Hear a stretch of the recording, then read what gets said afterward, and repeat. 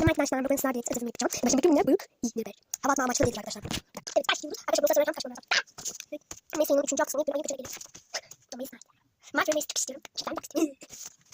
Çok görünüyor ya. Mayıs. Bir dakika, aksını yoktu. Mayıs ayının 3. aksını ilk günü ayın kaçına geliyor. Mayıs ayının 3. aksını. Mayıs ayının 3. Bak burada takvim var. Burada sorular var. 3. haftası. 3. haftası. Mayıs ayının 3. haftasının ilk günü ayın kaçına gelir? 16'sına gelir. Bir dakika kardeşim yapıyor. Bir susturduk şu yanımıza. Ayın 2. haftasının ilk günü kaçına gelir? Bir dakika bir şey söyleyeyim. Geldim. Bir dakika. Evet arkadaşlar yanlış bir hesap yapmışız. Ekim ayının 2. haftasının ilk günü kaçına gelir? Bakalım Ekim ayın aynısından. Ekim ayının 2. haftası 10'a gelir. Yani geçtik. Orada %100. 19 Mayıs hangi güne gelmektedir? Denk gelmektedir yazmayı unutmuşlar. 57, 58. 19 Mayıs neredesin? 19 Mayıs var mıydı lan? Hayır, 19 Mayıs var. 19 Mayıs neredesin? Neredesin lan? Buradaymış. 1, 2, 3, bir dakika. Ben lazım. Mayıs, 19 Mayıs hangi renk gelmektedir? 19 Mayıs, ders. Mart mıydı, Mayıs mıydı? Mayıs. 19 Mayıs, Perşembe, pardon İngilizce. Perşembe. 19 Mayıs sana Gençlik Spor Bayramı mıydı? Zafer Bayramı hatırlamıyorum. Ay 30 Ağustos. Bilmiyorum mesela. O gün Perşembe günü ise biz İngilizce ders yapacağız. Yeah. 23 Nisan hangi güne gelmektedir? 23 Nisan dakika. 23 Nisan. Cumartesi.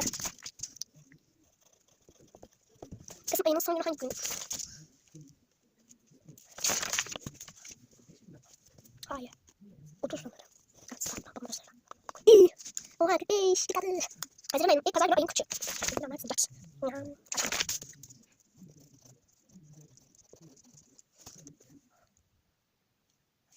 Mart ayının ilk günü hangi gün? Bakalım Mart ayının ilk günü. Mart ayının ilk günü bir salının birisi.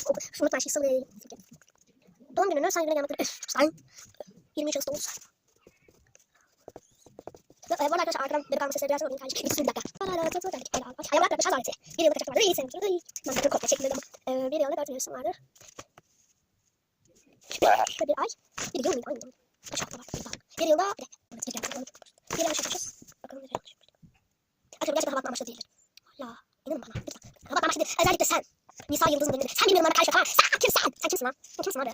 Sen kimsin de bana daha iyi olmalı? Yalında böylesi diyorsun. Bilinçli bilmem ne diyorsun. Sen kimsin? Benden büyük olsan bile bana böyle diyemez. Evet saygım vardır büyük ama benim de bir süreden sonra ben bir patlarım. Bir patlarım sınıftakiler 3 atıyor yemin ederim.